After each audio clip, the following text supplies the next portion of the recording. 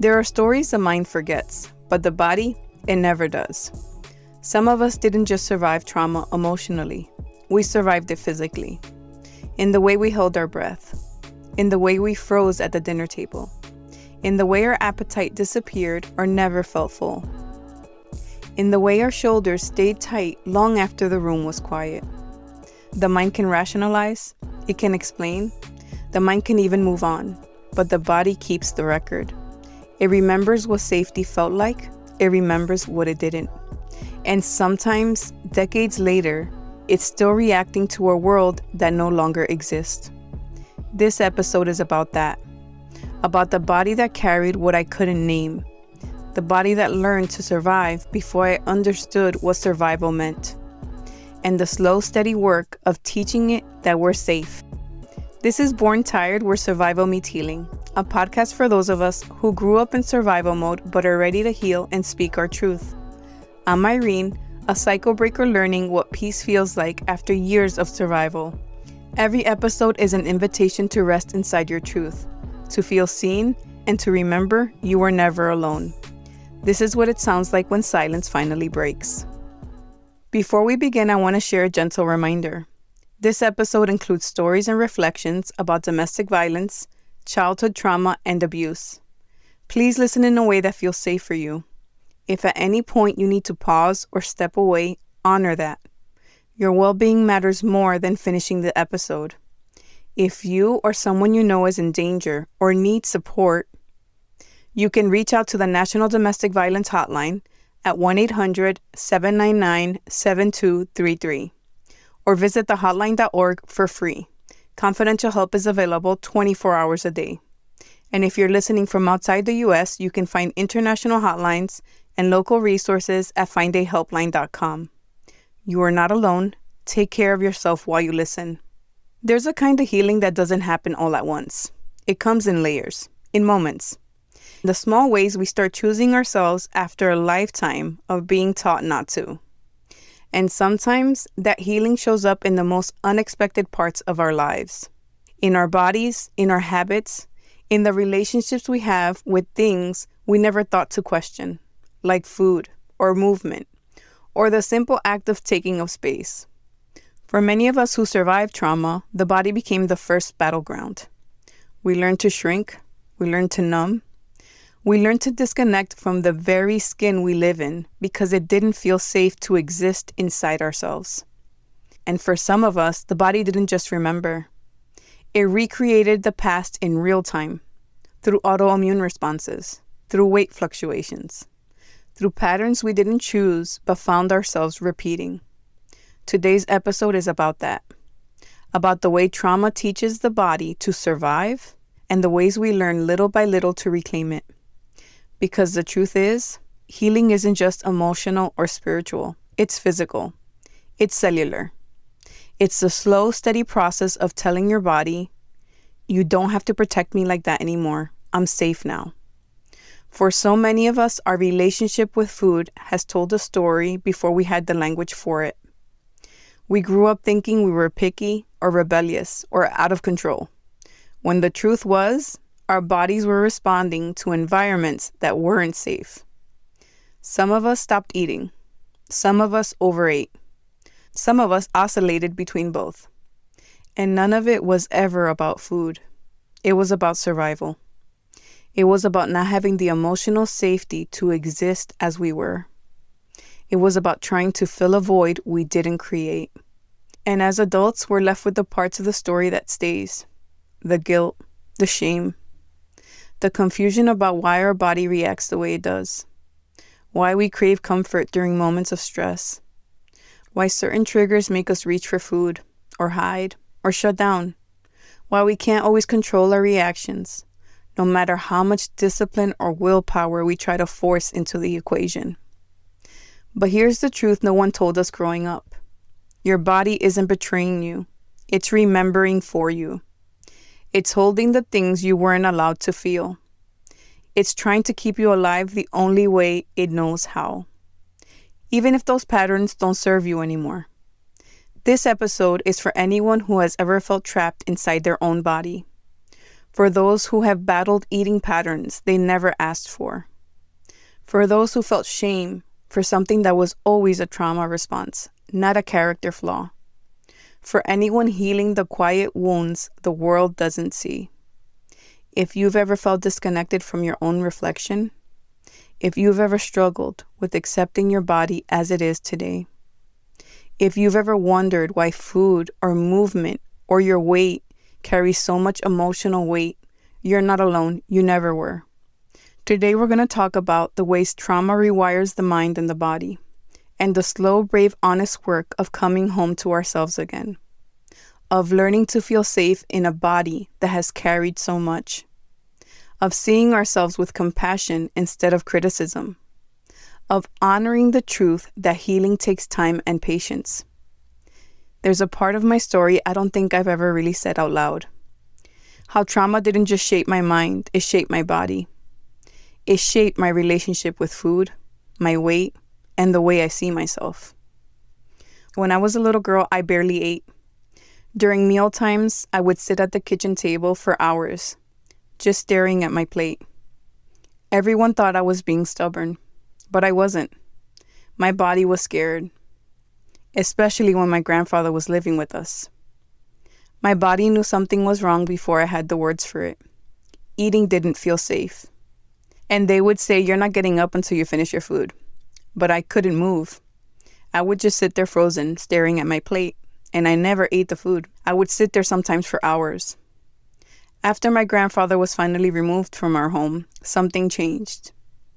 I didn't even know how or when, but suddenly I went from barely eating to eating everything I could find. Looking back, it feels like I was trying to fill a hole inside me. A hunger that wasn't about food at all. It was loneliness, fear, pain no one saw. And that pattern followed me into adulthood. Even now when I'm triggered, I still feel that pull, that urge to eat my emotions instead of feeling them. It turns into a loop.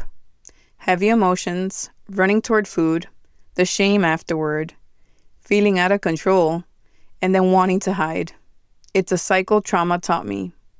And the way my weight has gone up and down, it's always been tied to how safe I feel being seen. There's this contradiction inside me. I want to be seen, and at the same time, I want to disappear. It's like my body hasn't always felt like a safe place to live in.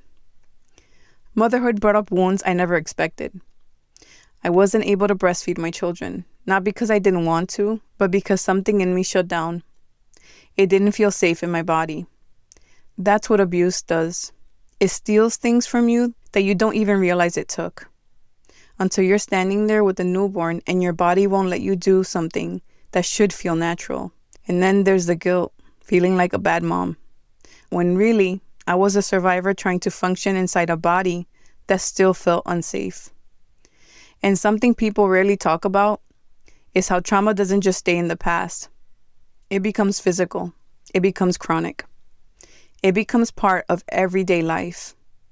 I have an autoimmune condition that makes me break out into hives, not tiny rashes, full body hives triggered by heat, stress, or even walking too fast. I had to stop running. I can't do any cardio. My body reacts instantly. One day I was running late to pick up my son from school, so I rushed from the car.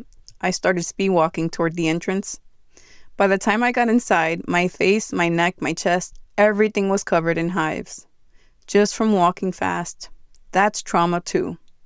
It's the way the body learns to panic even when nothing dangerous is happening.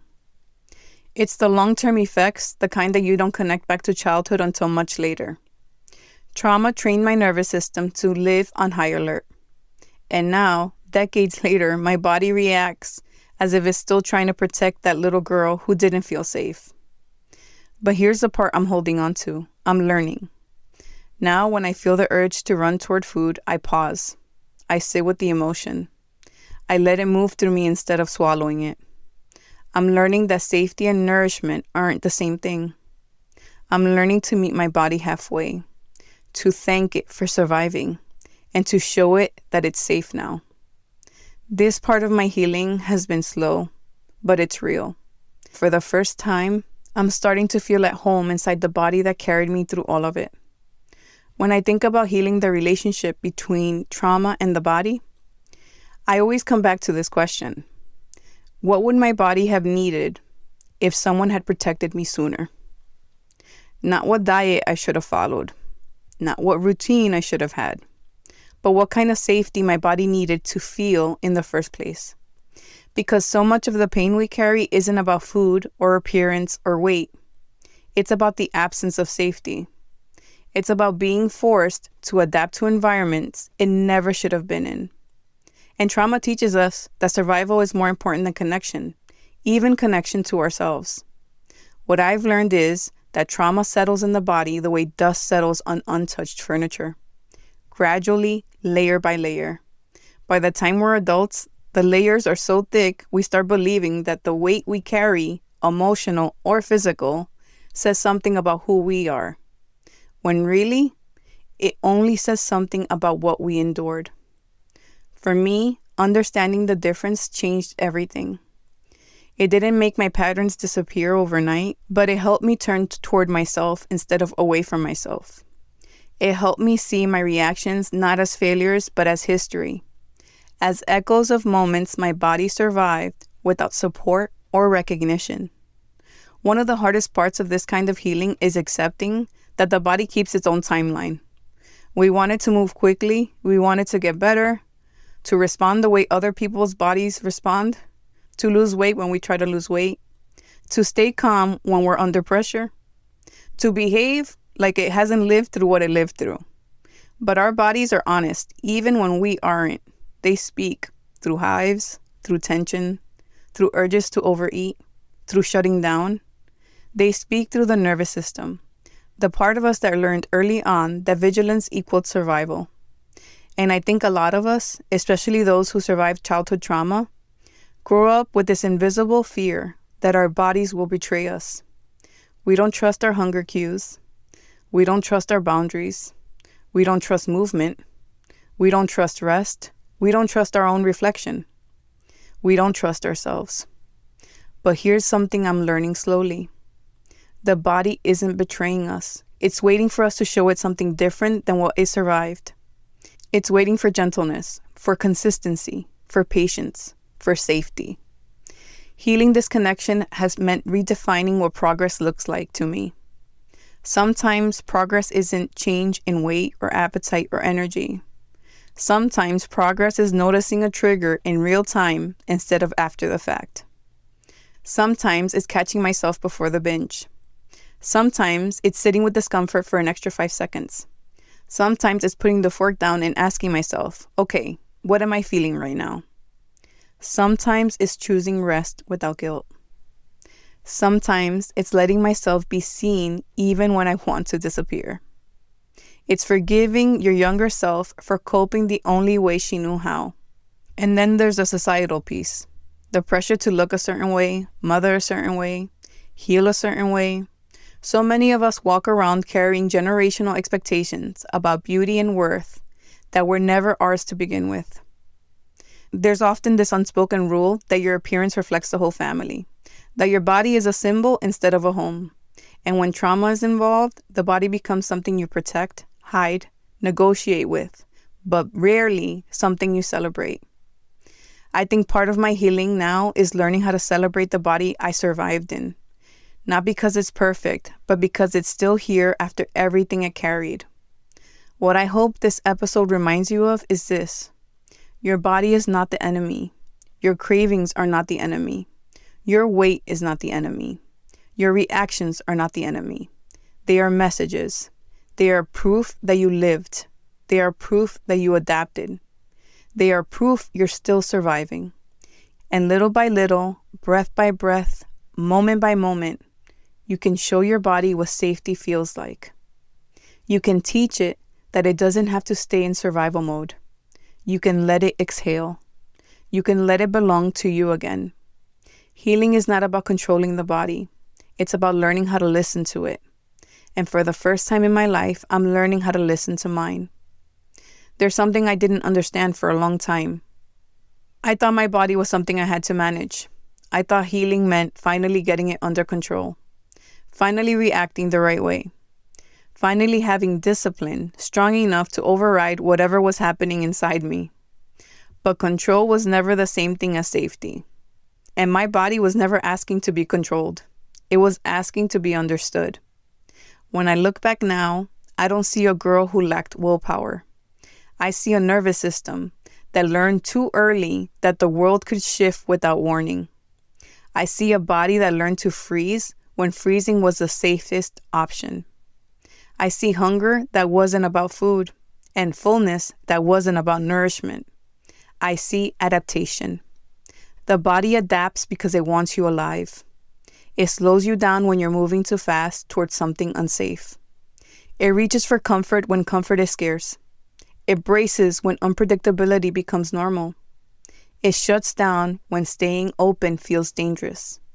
None of that is betrayal. It's survival. The shift for me hasn't been dramatic. It hasn't been some sudden transformation or some grand declaration that now I love every part of myself. It's been quieter than that. It's been moments of noticing. Moments where I feel the urge to numb and instead I pause. Moments where I feel shame rising and I don't automatically agree with it.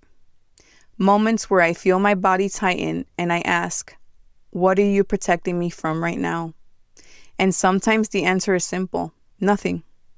Sometimes it's just a memory. Sometimes it's just an old reflex.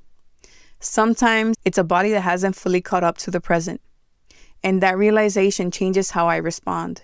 Because if my body is reacting to something that no longer exists, then I don't have to fight it. I can reassure it. I can slow down.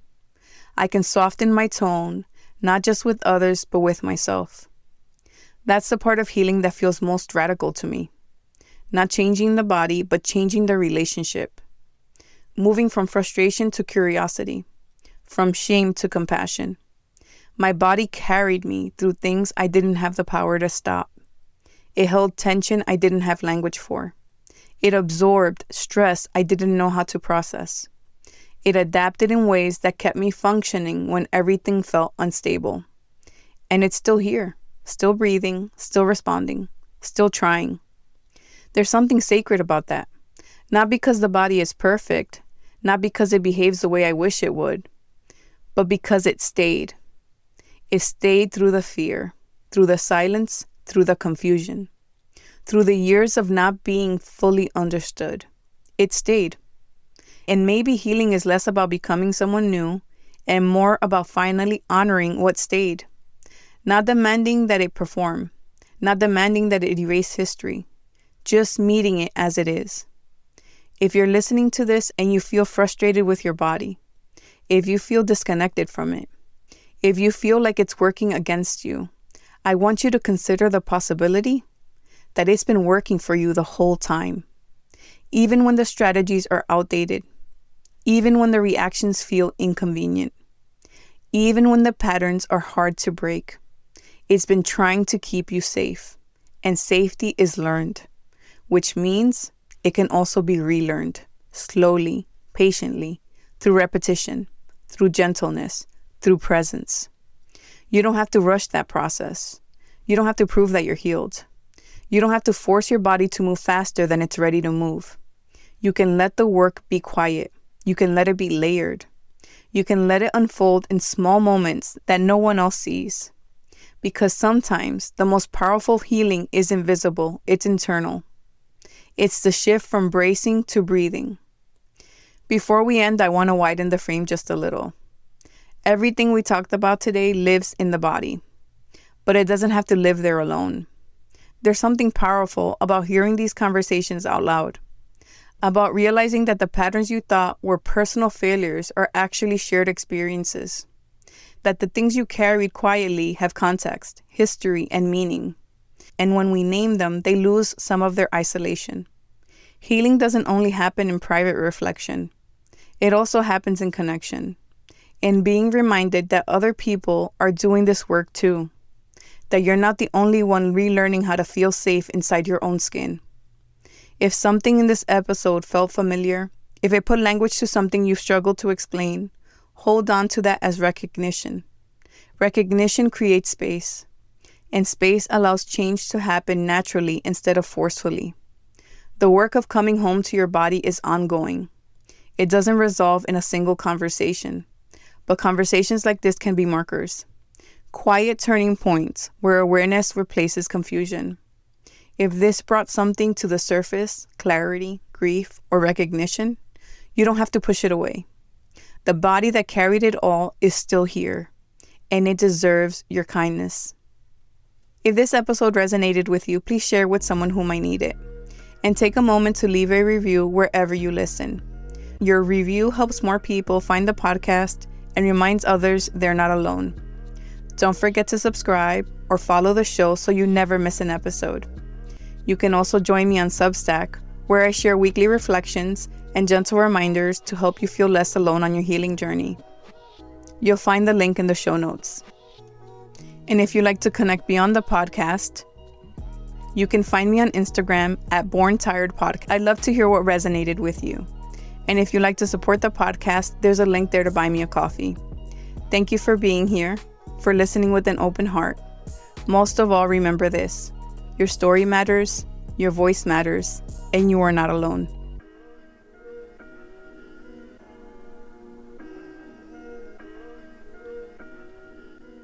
This episode was written and narrated by Irene Torres. Audio production by Carlos Torres. Original music composed by Carlos Torres.